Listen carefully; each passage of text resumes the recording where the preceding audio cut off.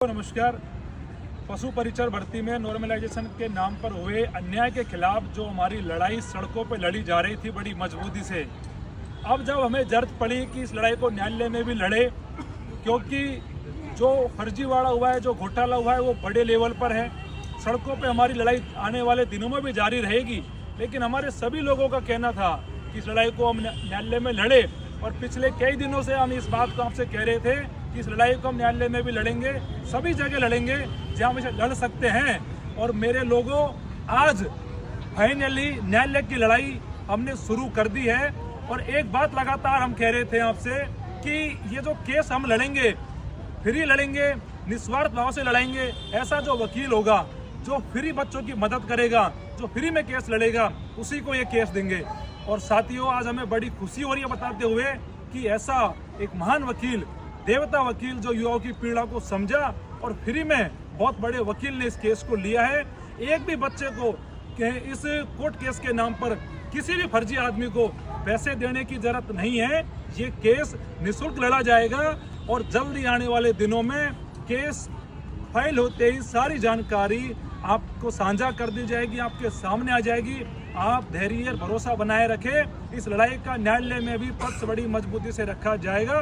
बाकी सर हमारे साथ में हैं, सर भी इस लड़ाई को लेकर मजबूती से खड़े हुए हैं। मैं चाहता हूँ वो भी इस केस को लेकर अपने शब्द रखें।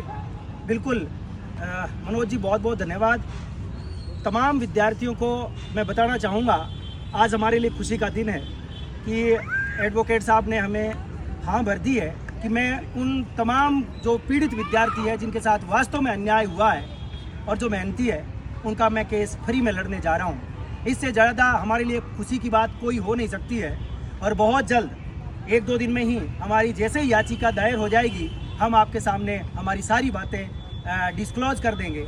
और अभी हमने सारी चीज़ें उनको अवगत करा दी है, सारी चीज़ें बता दी है कि किस प्रकार से घोटाला हुआ है, किस प्रकार से पहली और चौथी के साथ साथ दूसरी तीसरी पारी के साथ भी अन्याय हुआ है। और एक ही पारी यानी छठी पारी के बच्चों का जिस प्रकार से सिलेक्शन हुआ, वो वास्तव में अन्याय है और इसको बर्दाश्त नहीं किया जाना चाहिए था। और अंततः हमारी लड़ाई न्यायपालिका की तरफ मुड़ गई है। हमें न्यायपालिका पर बहुत भरोसा है। उम्मीद है कि ये वास्तव में आपके तरफ फैसला आएगा और बहुत जल्द आपको आपकी खुशियाँ पुनः लौटाने का प्रयास न्यायपालिका करेगी। इतने दिन तक आप चिंता में थे, परेशान थे, आपके माता पिता, आपके घर वाले सब ये सोच रहे थे कि मेरा बेटा बहुत मेहनती था लेकिन उसका हक कोई और खा गया। अब चिंता ना करें, न्यायपालिका आपका न्याय भी करेगी, आपको आपका हक भी दिलाएगी। और अभी के लिए बस इतना ही। फिर दोबारा से हम बात करेंगे और मुलाकात करेंगे, आपसे लगातार बातचीत करते रहेंगे।